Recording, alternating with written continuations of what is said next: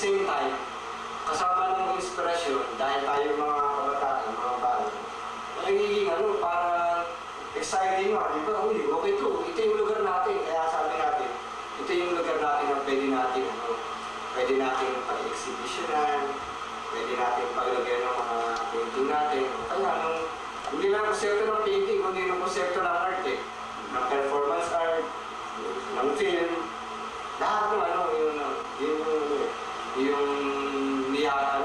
binubuo niya, o kaya yung tinuturo niya ng lahat ng konsepto ng sining, mapa-visual, mapa-music, mapa-poetry. So sabi ni Wire, pwede nyo gawin lahat yung gawin nyo. Ha? Kung butahan ko yan, bibiro ko pa lang. Hindi naman niya, pero pwede siguro, pero hindi naman ganun gawa namin. So yun, yung drawings talaga namin, direct, yung iba nga Xerox pa doon, dinikit na lang namin sa wall. So yun na yung show. So ganun. Ako kasi hindi ko iniisip yung kung ano magiging reaction niya na negative eh.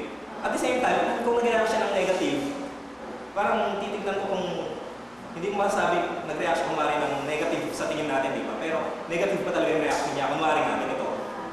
Since yung gawa ko kumari, pinag-ip lang ng illustration talaga na hindi siya naka-frame, yun lang. Sabi niya, ganun lang, pwede na pala. Ano ba yan? Pwede pala i-show yan. Sa akin, napakaano yung reaction niya ganun na, parating sa kanya na, oo, pwedeng i-show yan, di ba? Yung parang, which is hindi negative. Although, pwede rin sigurong ibig niya sabihin is negative na ganun-ganun lang, sinuna niya. Pero at the same time, at least nakarating sa kanya na, pwede palang i-show yung ganito lang, di ba? Parang yun din nga yung, parang nagkaroon kami ng encouragement na gano'n, na parang merong mamayari ng gallery, ng surrounded by water, may gallery na, hindi pwede na yan, pwede gawin yan. Parang sa amin, pagkakakunto sa amin na, na ipakita rin na pwede to sa gallery space. Kasi, sa totoo lang, ako sa gallery space eh. Hindi ako masyadong,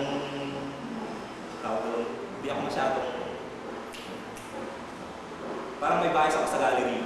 Siguro sa conventional na gallery. Parang dahil nasa nakabox na... Dahil yun yung nakikita mo. Dahil yun ang nakikita kong mga galleries. Pero yun nga, parang nakakatawa, sinasabi ko bias ako sa gallery pero nasa surrounded ako. Kasi nga, gano'n na nakita ko surrounded na hindi yung palagi kong nakikita sa... Ngayon lang kasi ngayon din lang nagkaroon ng gallery na ganun ka-support sa iba-ibang form ng iba-ibang form ng art. Surrounded by Water is not about mainstream art. It's not about, as you said, art critics. It's not about art history. It's more than that and it's less than that, and that's what makes it great. I think it, on one hand, takes art to the streets and gives it to the people, that proverbial people. And on the other hand, it elevates it in a way that it's not bound anymore by the opinion of these critics. It's more for the self and for others who would want to enjoy it.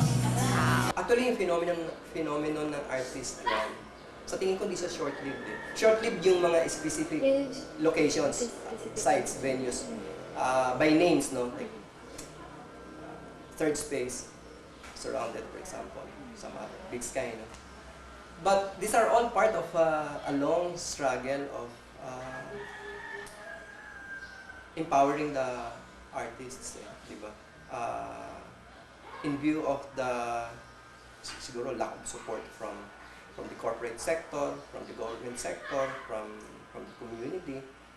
Palagi ko hindi ito short-lived phenomenon in the sense na I don't expect that in the near future there will be an influx of corporate support, magbabago yung policy ng government, and then all of a sudden, you know, all the grants now will be available, all the institutional support will be available to the artists.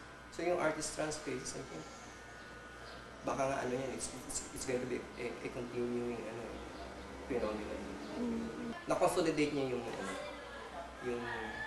kahit on a limited scale, kayo, yung mga artists practicing under that umbrella, you were able to consolidate yourselves into a force, no? And you have been, and your presence in the art scene for the last 5 years has greatly contributed to the dynamics ng art community. Siyempre dahil yung emergence ng bagong generation of artists are always welcome. Kung wala siguro yung mga estruktura katulad ng mga artistran spaces, or more specifically katulad ng artistran, you would have had difficult times individually, you know,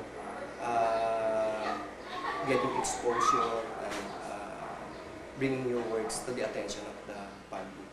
So for me, isa yun sa pinakamalaking achievement ng SBW.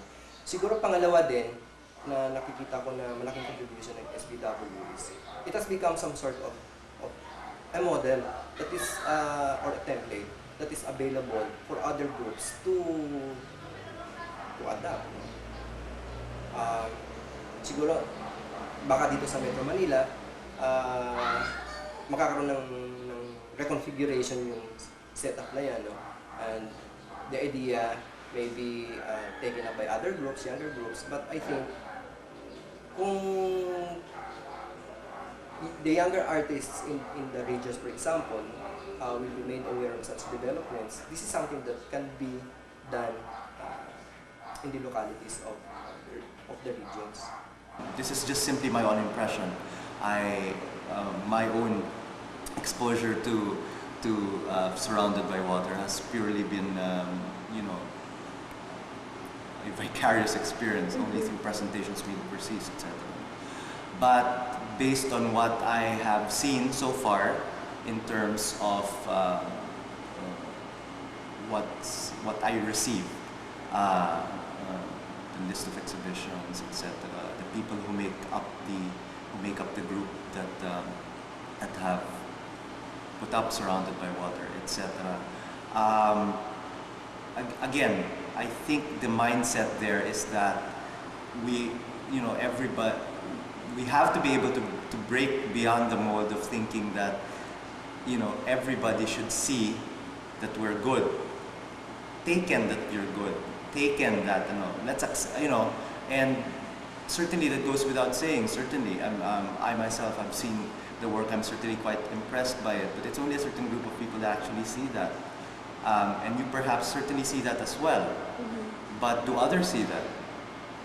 I think that's and if others don't see that, and if you still continue to project yourselves in that particular kind of manner, people might misconstrue it for self-satisfaction, and that's not going to elicit any particular response from the public which you wish to reach. So I suppose in terms of the museum and in terms of the artist-run space, in that sense, we're the same. Actually, yung makapag-contribute ka lang ng space, ay malaking bagay na. Makapag-contribute ka ng space para makapag-explore yung mga tao na magtrabaho o ma-explore mismo nga yung space. Malaking bagay yun. Malaking bagay yun.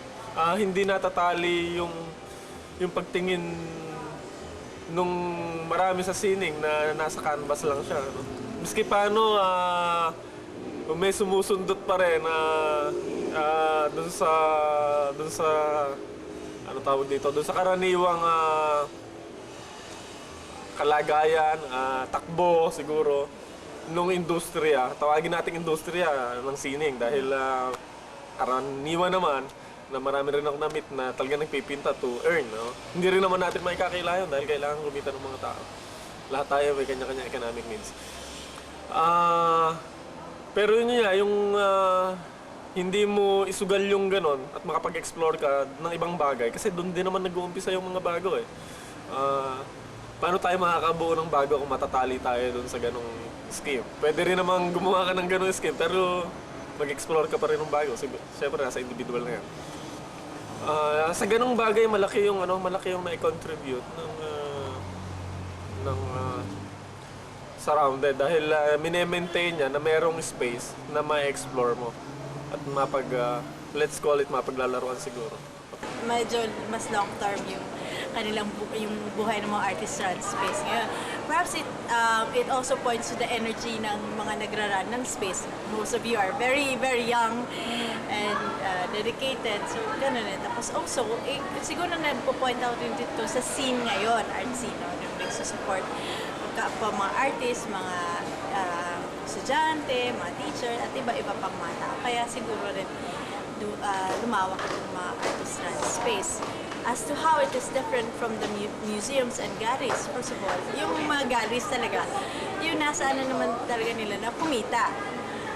Museums, it's more or less mga institusyon na to, di ba? Depende naman siguro sa purpose ng artist run space, kung anong gusto nilang mangyari, bakit sila nagtatakbo nito. Kaya sila may iiba sa museums or gallery. Kung gusto nilang profit, then they really have to work like a gallery. So, yung mga sales and all of that, marketing. Kung hindi naman, depende sa vision nga nila. Education, nangyayari rin yan sa artist run space in the sense na bago yung pinapakita. So, in that sense, na-educate nila yung mga viewers. Ginagawa ng SBW in the sense, yung mga talks nyo, artist talks. So, yun yung form ng education. An alternative space should really show artworks that commercial galleries don't usually show. For example, large-scale artworks. If you do 20 feet by 10 feet, I don't know of any gallery that can fit that scale of an artwork. An alternative space, in my opinion, should show, well, probably installation, videos, digital art, probably performance art. Things that we, commercial galleries, don't usually show. I think the role of an alternative space is really to show this type of artworks in a vigorous way, in a very consistent fashion. Show a lot of installation, show a lot of digital artwork, show a lot of large-scale artworks. Hindi lang parang token, no? Because some of us might probably show an installation artwork twice a year, or probably video art once a year. But I think these types of artworks deserve a lot more. I think it deserves a lot of space, a lot of exposure, because my feeling is these are major art forms that should be shown to the public. Now, I think the alternative space, that concept, I think is the right venue for this type of art forms. My feeling is, my personal feeling is that the role that's surrounded by water should take. It's not probably as an alternative space or concept, but more as a complementing space to the commercial gallery, to the gallery system. Why complementing? I'm feeling good.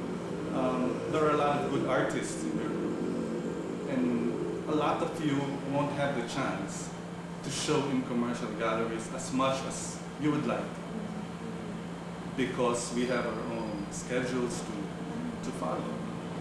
So nagiging complementing because now you can show the type of artworks you really like. Kung walang schedule yung mga commercial galleries, you can show it in these spaces. If you want to show big works and you cannot absorb it, your space can absorb it. So it's more complementing. I think the way I look at it is we will be able to help each other. Hindi naman kinakalaban, parang ano lang.